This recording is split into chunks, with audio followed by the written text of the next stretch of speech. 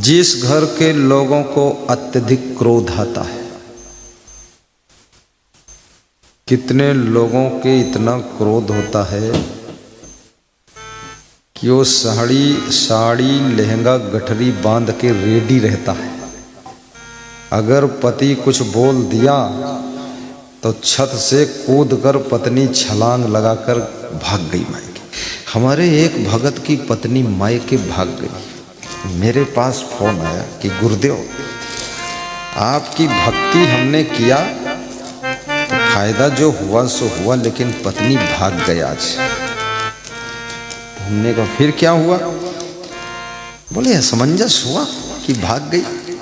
तो हमने कहा कितनी बार भागी है? कहनी अब की चौथी बार भागी है। तो हमने कहा कोई बात नहीं। तो 3 बार भाग के वापस आई गई। तो उन्होंने कहा फिर हम उसको लेने गए मायके, समझा बुझा के कुछ कंप्रोमाइज करके ले आए। अब की चौथी बार भागी है। गुरु ने चाबी दिया उसको। हमने कहा लेने गए कि नहीं गए अभी? बोले अभी नहीं गए। तो हमने कहा उसको फोन करो। बोले फोन हम का बोली हम? वह तो फोन में गाली देने लगती है। तो हमने कहा गालियाँ रिकॉर्डिंग करो।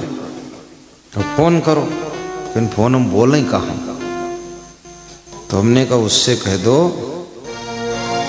कि आप मायके गई हो, स्वस्थ हो, ठीक हो, प्रसन्न हो, रह लो, अपने माता पिता की सेवा कर लो कुछ दिन प्रेम से, और फिर जल्दी आ जाना, ये बोल दो। तो उसने फोन किया, यही बात बोल दिया। फिर 3 दिन फोन आया, 3 दिन के बाद की आई नहीं गुरुजी। तो हमने कहा फिर तुम फोन करो। बोले अब क्या बोलेंगे हम? तो हमने कहा बोल देना कि तुमको हम लेने के लिए आने वाले हैं, अभी थोड़ा बिजी हैं, प्रेम से रहो, मायका भी आपका है और ससुराल भी आपकी है, हम भी आपके हैं, माता पिता आपके हैं, सब सेवा करो। तो उसने यही बोल दिया। फिर फोन किया, गुरुजी हमने बोल दिया। तो हमने कहा उसने क्या कहा? तो बोले उसने कहा तुम लेने आओगे तो भी मैं नहीं आऊंगी। तो हमने कहा बस नहीं आऊंगी। तो हमने कहा ये तो बड़ा खतरा बढ़ रहा है। तो चौथे दिन फिर फोन आया भगत का। बोली अब क्या करूं? हमने कहा अब तुम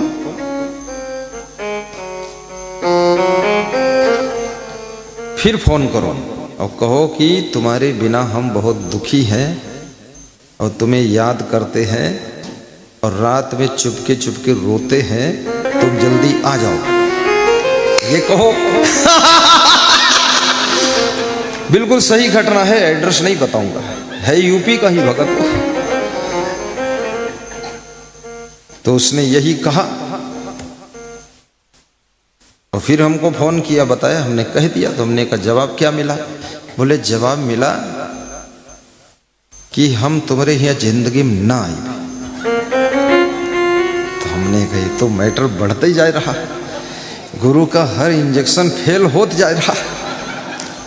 तुम हर तीसरे दिन फोन लगाओ और हाल चाल पूछ लिया करो।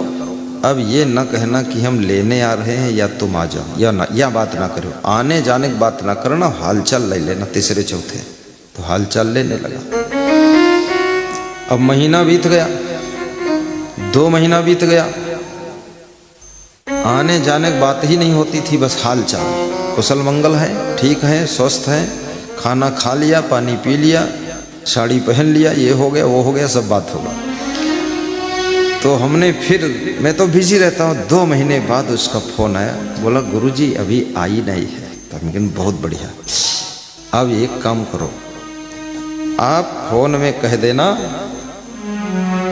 कि तुम आओ या ना आओ, लेकिन हमारा प्रेम जिंदगी भर तुमसे है, तुमसे रहेगा, तुमसे था, और पूर्व जन्म की तुम हमारी जीवन संगिनी हो, और जब आओगी तब स्वीकार है, प्रेम से अपनी इच्छा से रहो, तुम समझदार हो, बुद्धिमान हो, ये बोल दे। तो बोल दिस। तो फिर शाम को फोन आया कि गुरुजी अपने आप गठरी लेकर आई गई है। तो हमने कहा आई गए?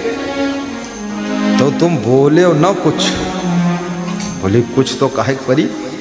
हमने कहा धन्यवाद दे दो कि बहुत अच्छा है, और नखरा करने से पहले ही उसको मायके भेज दिया करो। अपनी तरफ से कह दो जाओ मायके चली जाओ, माता पिता खबर ले आओ, जाओ चली जाओ, हर महीने भेजो। अब मायके में है क्या, मायके में तो भाभी बैठी है, भाभी और भाभो, भैया भाभो। तो मायके में तो बहुत बड़ा हुड़दंग चल रहा है। वहाँ सरकार बदल चुकी है, माता पिता की सरकार समाप्त हो चुकी है, वहाँ कांग्रेस खत्म, वहाँ बीजेपी बैठी है, वहाँ भैया भाभी की सरकार है। अब कमल का फूल खिला है, पहले रहे पंजा, खोपड़ी हो गई गंजा, अब कमल का फूल। अब ताल में कौन घुसे कमल का फूल तोड़े, तो हुआ तो होगा तालू, मायका बना तालू। तो भैया भाभी की सरकार आते ही बेटियों का सम्मान आधे से कम हो जाता है। इसलिए बुद्धिमान वो स्त्री है जो अपने ससुराल के प्लेटफार्म को मजबूत करती है। बुद्धिमान वो साधु है जो अपने गुरु के आश्रम में अपने पांवों को मजबूत करता है। अगर घर से ही काम चल जाता साधु का, तो गुरु के पास साधु बनने के लिए आता क्यों? और आया है तो अब यहाँ पांव उसे अपने मजबूत करना चाहिए। और ये प्लेटफार्म में अगर पैर मजबूत कर लिया, तुम्हारे गांव के नहीं, तुम्हारे रिश्तेदार और देश विदेश के लोग भी तुम्हारे प्रभाव से भक्ति में लग जाएंगे। जो स्त्री ससुराल में पांव मजबूत कर पाती है, ससुराल का विकास कर पाती है, फिर कार में बैठ करके मायके को जाती है, तो उसके भैया भाभी भी उसका आदर ज्यादा करते हैं।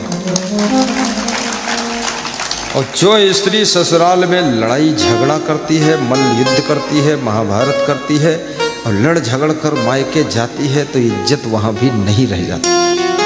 वहाँ भी भैया भाभी यही कहते हैं कि देखो आई है चुड़ैल, यहाँ कब जाई या यहीं बैठी रही, कोई इज्जत नहीं। इसलिए कभी नारी नारायणी को नखरा नहीं करना चाहिए, प्रेम से अपने ससुराल में रहना चाहिए।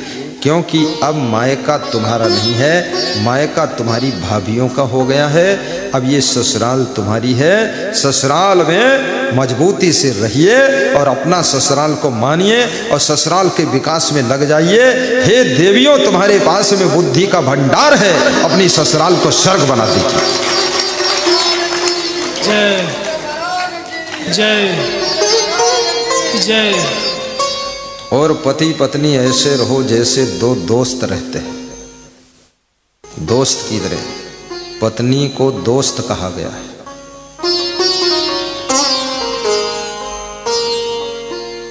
पत्नी मित्र है। ये केवल पत्नी ही नहीं, इसकी पत्नी मंत्री भी है और मित्र भी है, दोस्त भी है, और पत्नी संगिनी भी है, और पत्नी तुम्हारे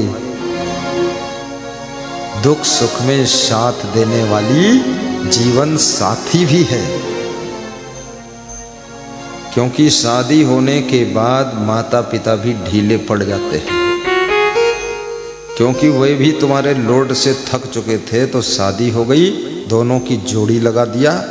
माता पिता सोचते हैं अब दोनों अपन जिंदगी जिए, हम छुट्टी पाए। माता पिता छुट्टी ली, अब तुमका दोनों को जोड़ दीन, अब खूब खेत जोतो दोनों मिलके।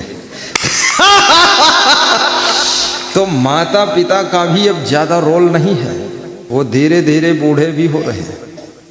इसलिए पति पत्नी दोनों इतना प्रेम से, समता से, सुमत से, सहनशीलता से रहो। ससुराल का मकान भी बहुत सुंदर बनाइए। और जितना ज्यादा तुम्हारी ससुराल में विकास होगा, मायके में उतना ही ज्यादा तुम्हारा आदर होगा।